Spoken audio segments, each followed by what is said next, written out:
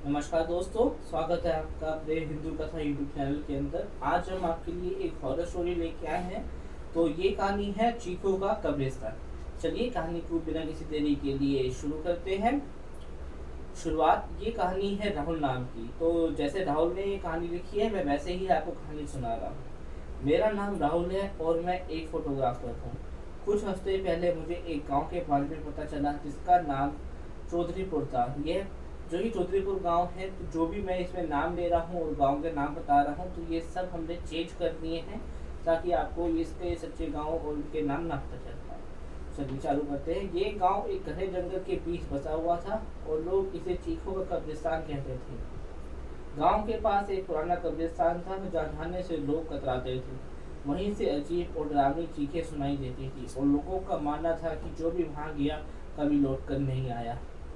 मेरी जिज्ञासा बढ़ गई। मैंने तय किया कि मैं चौधरीपुर जाऊंगा और उस कब्रिस्तान की तस्वीरें लूंगा।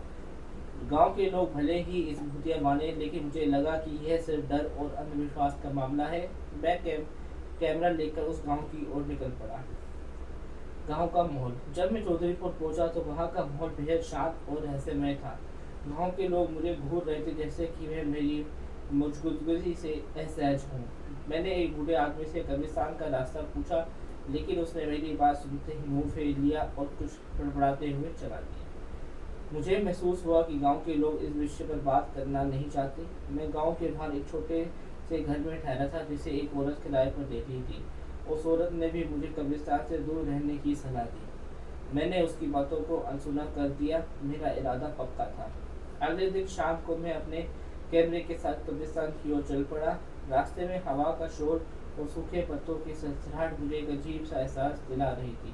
जैसे जैसे मैं कब्रिस्तान की गली पहुंच रहा था, एक अजीब सी ठंडक मुझे घेर रही थी। जब मैंने कब्रिस्तान का प्रवेश द्वार देखा तो वहाँ एक पुराना जंग लगा हुआ गेट था। गेट के पास एक टूटी हुई तख्ती लटकी थी जिस पर धुंधले अक्षरों में लिखा था, अंदर प्रवेश वर्जित। मैंने गेट खोला और वह चरचराते हुए खुल गया। मैं कब्रिस्तान के अंदर कदम रखा। एक तेज ठंडी हवा ने मेरा स्वागत किया। मैं कब्रिस्तान में धीरे धीरे आगे बढ़ रहा था और मैं चारों ओर से कब्रें देख रहा था। कब्रों पर लगी पत्थरों को पुराने नाम खुदे थे और कई कब्रों पर सूखे फूल पड़े थे।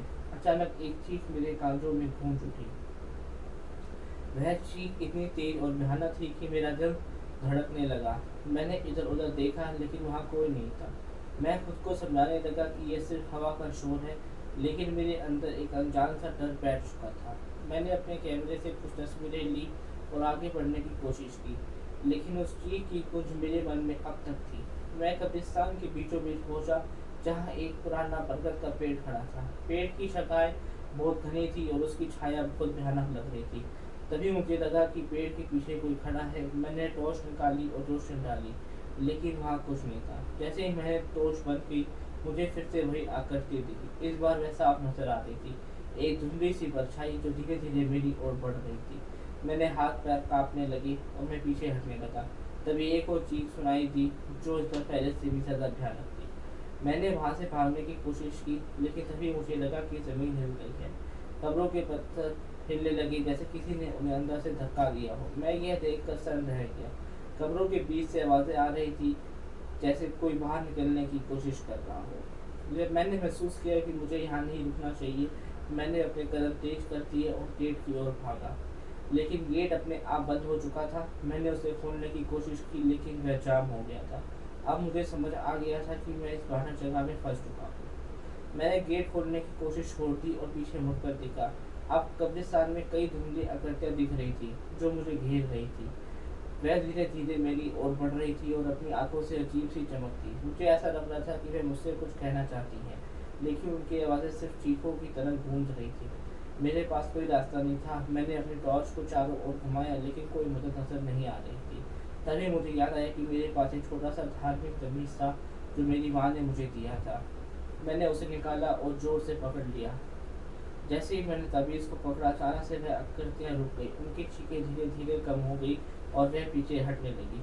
मुझे समझ नहीं आ रहा था ये कैसे हो रहा है, लेकिन ताबीज़ के असर पर यकीन होने लगा। मैंने गेट की और फिर से कोशिश की और इस बार वह खुल गया। मैं बिना किसी देरी के कब्रिस्तान से बाहर निकल गया। बाहर आते ही मुझे महसूस हुआ कि मेरे शरीर का सारा भार हल्का हो गया है। मैं जल्दी जल्दी गाँव के उस छोटे से घर की ओर भागकर जहाँ मैं ठहरा था। मेरे अंदर अब भी डर बना हुआ था, लेकिन मुझे खुशी थी कि मैं वहाँ से निकल आया। जब मैं घर पहुंचा तो रात का समय था। मैं बुरी तरह थक चुका था और सोने की कोशिश करने लगा, लेकिन जैसे ही मैंने सोने की कोशिश करता मुझे वही चीखें सुनाई देने लगती। मेरे कमरों की दीवारों पर अजीब से निशान दिखने लगे, जैसे कोई नाखूनों से खरोच रहा हो। मुझे समझ नहीं आ रहा था यह सब क्या हो रहा है। मैंने खिड़की से बाहर देखा तो मुझे लगा कि कोई वहाँ खड़ा है और मुझे घूर रहा है। मेरी हिम्मत जवाब देने लगी। मैंने तमीज़ को फिर से कसकर पकड़ लिया, लेकिन इस बार उसका असर नहीं हो रहा था। अब मुझे लगने लगा कि मैं इस डर के से कभी बच नहीं पाऊंगा। अगले दिन सुबह मैं गांव छोड़ने का फैसला किया। मैंने जल्दी जल्दी अपना सामान समेटा और घर से बाहर निकल गया। गांव के लोग मुझे अजीब नज़रों से देख रहे थे, जैसे मैं जानते हूँ कि मेरे साथ क्या हुआ है। मैं किसी से कुछ नहीं कहा और सीधे वहाँ से निकल गया। जब मैं गांव से दूर जा रहा था तो मुझे फिर से वही चीखें सुनाई थी। वह चीखें अभी मेरे कानों में गूंज रही थी, जैसे वह मुझे बुला रही हो। मैं जानता था कि मैं उस कब्रिस्तान से तो बाहर आ गया हूँ, लेकिन उसकी चीखें मुझे कभी नहीं छोड़ेंगी। तो दोस्तों, ये थी आज की हमारी कहानी। अगर आपको ये कहानी अच्छी लगी हो तो वीडियो को लाइक करें, कमेंट में अपनी राय दें।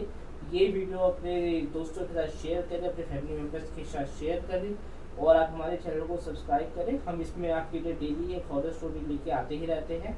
साथ में हम मोटिवेशनल वीडियो, डेली का राशिफल, मंत्र, चालीसा और भी काफ़ी सारी नई नई चीज़ें आपके लिए लेके आते रहते हैं। अगर आपका कोई सुझाव हो तो वो कमेंट में आप हमें बता सकते हैं।